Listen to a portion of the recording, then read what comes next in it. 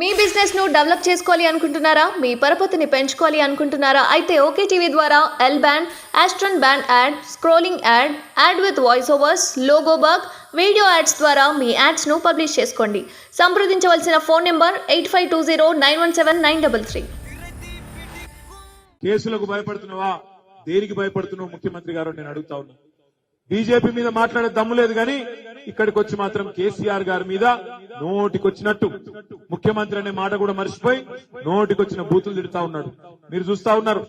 కేసీఆర్ గారి వయసు అంటే గౌరవం లేదు, తెలంగాణ తెచ్చిన నాయకుడానికి గౌరవం లేదు, 10 ఏళ్లు ముఖ్యమంత్రి ప్రజల చేత ఎన్నుకోబడ్డ ముఖ్యమంత్రి అనే విలువ కూడా లేకుండా నోటికొచ్చినట్టు మాట్లాడుతా ఉన్నాడు.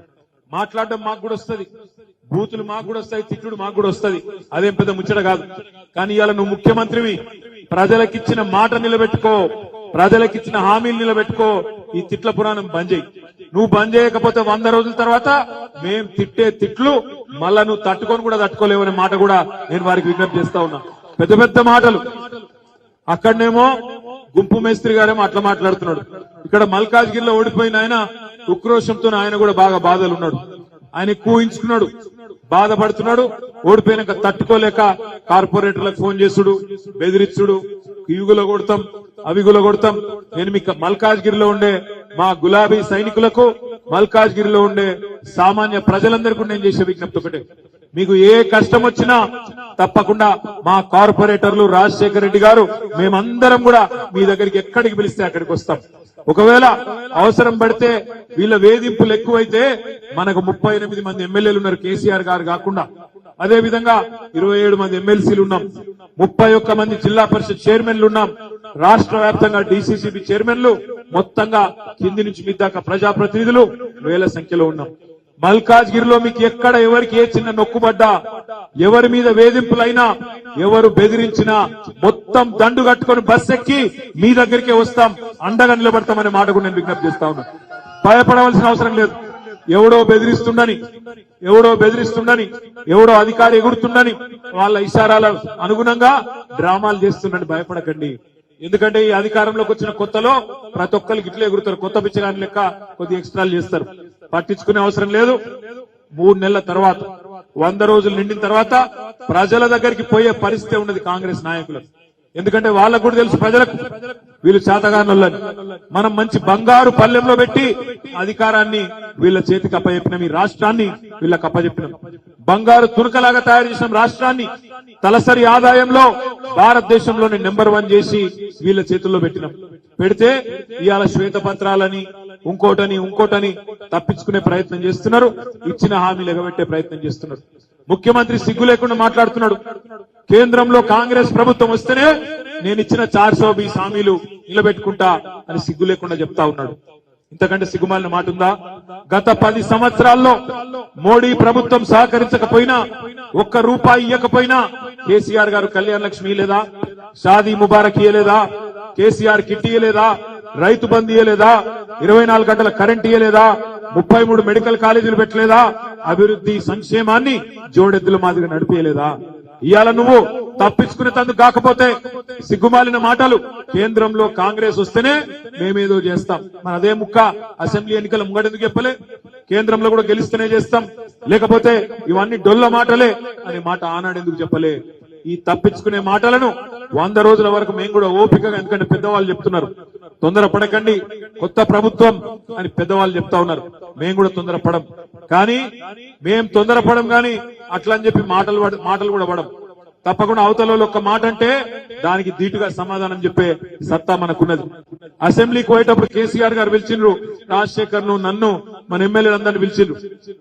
తొందరపడకండి, మనకండి, నిర్మాణాత్మక ప్రతిపక్షంగా ఉండండి. ఇది మనం తెచ్చిన రాష్ట్రం, ఈ రాష్ట్రాన్ని మనమే కాపాడుకోవాలి, మంచిగా చూసుకోవాలి, తొందరపడకండి, మనకండి అని చెప్పినారు కేసీఆర్ గారు. మేము కూడా అట్లే పోయినాక మంచిగా మర్యాదగా ఉన్నాం. స్పీకర్ ఎలక్షన్ కు రమ్మన్నారు, ఏకగ్రీవం చేసేందుకు పోయి సంతకాలు కూడా పెట్టాం. కానీ తెల్లారి గవర్నర్ గారి ప్రసంగం అని పిలిచింది. గవర్నర్ గారి ప్రసంగం ఒక సామాన్య కాంగ్రెస్ కార్యకర్త ఎలక్షన్ రోజు మాట్లాడిన దానికంటే హీనంగా ఉండే. అందుకే విధి లేని పరిస్థితుల్లో ఎదురుదాడికి దిగినాం. వాళ్ళు ఒక మాట అంటే మేము కూడా సమాధానం చెప్పినాం. అసెంబ్లీ చూసిరా? మీరంతా చూసినరా? చూడలేదా? బాగానే సమాధానం చెప్పినామా? ఇంకా చెప్పేది ఉండేనా? ఒక్కటే మాట నేను అనేది, మరి కేసీఆర్ గారు తయారు చేసిన ఇద్దరు ముగ్గురు సైనికులు మాట్లాడితేనే, ఇద్దరు ముగ్గురు సైనికులు దాడి చేస్తేనే ఆయన పోయి చెప్పుకుంటున్నాడు ముఖ్యమంత్రి, నేను కుర్చే చదువుకోలేదు, ఇంకా ఏం చూసుకోలేదు, ఆ చెంప ఈ చెంప వాయిస్తున్నారు ఇప్పుడే అని చెప్తున్నాడు. మరి కేసీఆర్ గారు అడుగు పెడితే అసెంబ్లీలో ఎట్లా ఉంటుందో ఈ ముఖ్యమంత్రి గారికి మీరు ఆలోచించాలని చెప్పి నేను కోరుతా ఉన్నాను. నేను మీ అందరినీ ప్రార్థించేది ఒకటే, ఈ సంవత్సరం ఎన్నికల సంవత్సరం, పార్లమెంట్ ఎన్నికలు ఇదే సంవత్సరం ఉన్నాయి, పంచాయతీ ఎన్నికలు ఇదే సంవత్సరం ఉన్నాయి, మున్సిపల్ ఎలక్షన్లు ఈ సంవత్సరమే ఉన్నాయి, సొసైటీ ఎలక్షన్లు ఈ సంవత్సరమే ఉన్నాయి, జిల్లా పరిషత్ ఎన్నికలు కూడా ఇదే సంవత్సరం ఉన్నాయి. మనందరం కథనోత్సాహంతో, కొత్త ఉత్సాహంతో ఏదో జరిగిపోయిందనే బాధ అవసరం లేదు. అధికారంలో లేము, అది కూడా స్వల్ప తేడాతో కోల్పోయినాం. 1.85% తేడాతోనే అధికారాన్ని కోల్పోయినాం. కానీ హైదరాబాద్ లో మాత్రం ఎక్కడ చూసినా కార్పొరేటర్లైనా ఎమ్మెల్యేలైనా అందరూ మన వాళ్ళే ఉన్నారు. రేపు ఎంపీ కూడా మల్కాజ్గిరిలో మన వాళ్ళే గెలవాలా. నేను మిమ్మల్ని విజ్ఞప్తి చేస్తా ఉన్నా. మొన్న లాస్ట్ టైం రాజశేఖర రెడ్డి గారు పోటీ చేసినారు ఎంపీగా. 2019లో రాజశేఖర రెడ్డి పోటీ చేస్తే స్వల్ప తేడాతో 4-5 వేల ఓట్ల తేడాతోని ఓడిపోయిండు. 30 లక్షల ఓట్లుండే కాన్స్టిట్యున్సీలో 4-5 వేల ఓట్లు మనకొస్తే అయ్యే పోతుండే. కానీ ఆ రోజు కొంత అలసత్వం, అన్ని మనమే గెలిచినాం కదా ఏముందిలే అని కొద్దిగా లైట్ గా తీసుకున్నాం. ఈసారి అట్లా కాకుండా గట్టిగా కొట్లాడదాం. ఈసారి గుర్తుపెట్టుకోండి, ఇప్పుడే సోదరుడు చెప్పినట్టు అక్కడ మల్కాజ్గిరి పార్లమెంట్ గొంతు ఢిల్లీలో వినబడాలంటే కాంగ్రెస్ వాళ్ళతో బీజేపీలతో కాదు. ఏం చెప్పి గెలిచిండు రేవంత్ రెడ్డి లాస్ట్ టైం? ప్రశ్నించే గొంతు ఉండాలన్నాడు. ఏం ప్రశ్నించిండు? మల్కాజ్గిరిలో ఆరో బిల్ లేకపోతే ప్రశ్నించిండా? కంటోన్మెంట్ లో రక్షణ భూములు ఇవ్వకపోతే ప్రశ్నించిండా? మల్కాజ్గిరి పార్లమెంట్ లో కనీసం వరదలు వస్తే నాగోల్లో ఇంకా ఇక్కడ ఆనంద్ బాగులో కనీసం ఎందుకు ఇయ్యలే రూపాయి మోడీ గారు అని ప్రశ్నించిండా? ఎవరని ప్రశ్నించిండు? ఎక్కడ ప్రశ్నించిండు? అందుకే నేను అనేది, ఎన్నటికైనా కాంగ్రెస్ బీజేపీ పార్టీలకు వాళ్ళ గొంతు ఎల్లది. ఢిల్లీలో మాట్లాడాలంటే దమ్ముండది. ఎందుకంటే అవతల రాహుల్ గాంధీ యువతల మోడీ ఉంటే వాళ్ళని చూస్తే నోట్లకెళ్ళి మాట రాదు. అందుకే ఢిల్లీలో పార్లమెంట్ లో మళ్ళీ గర్జించాలంటే ఈ గులాబీ జెండానే గర్జించగలుగుతుంది తప్ప మిగతా వల్ల కాదు. ఎందుకంటే మనకు బాసులు ఇక్కడున్నారు, వాళ్ళ బాసులేమో ఢిల్లీలో గుజరాత్ లో ఉన్నారు. అందుకే నేను మిమ్మల్ని ప్రార్థించేది, ఢిల్లీలో కూడా మన గొంతు ఉండాలి.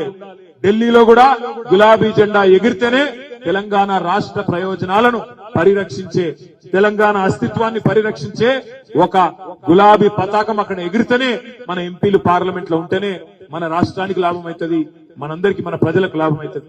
దయచేసి రానున్న రోజుల్లో ఏప్రిల్లో ఎన్నికలు జరుగుతాయని చెప్తా ఉన్నారు మల్కాజ్గిరికి. మరి మల్కాజ్గిరి పార్లమెంట్ మీద ఎవరు అభ్యర్థిగా వచ్చినా, కేసీఆర్ గారు ఎవరికి అవకాశం ఇచ్చినా అందరం ఎట్లయితే రాజశేఖర్ కోసం కష్టపడ్డామో అదే పద్ధతుల్లో మనమే అభ్యర్థి అన్నట్టుగా కలిసికట్టుగా కష్టపడదాం, కదం దొక్కుదాం. ఒక పార్లమెంట్ అభ్యర్థి ఇంటింటికి పోలేడు. అసెంబ్లీ అభ్యర్థి అన్నా ప్రతి డివిజన్ కి రాగలుగుతాడు. కానీ పార్లమెంట్ అభ్యర్థి ప్రతి డివిజన్ కి, ప్రతి గల్లీకి, ప్రతి కాలనీకి, ప్రతి బస్తీకి రాలేడు. అందుకే మనమే భుజానేసుకోవాలి జెండాను, మనమే భుజానేసుకోవాలి బాధ్యతను. మీ కష్టాల్లో మేము తోడుగా ఉంటాం. ఎన్నికల్లో మీరు కూడా అదే కథనోత్సాహాన్ని ప్రదర్శించి ప్రతి డివిజన్ లో మొన్నట్లయితే 50,000 ఓట్ల మెజారిటీ మల్కాజ్గిరిలో శాసనసభకి ఇచ్చిండ్రో, రేపు పార్లమెంట్ లో అంతకంటే ఒక ఓటు ఎక్కువనే తెచ్చే ప్రయత్నం మీరందరూ చేయాలని మనస్ఫూర్తిగా కోరుతూ, మరి మీ అందరికీ పేరు పేరున ధన్యవాదాలు తెలియజేస్తూ జై తెలంగాణ.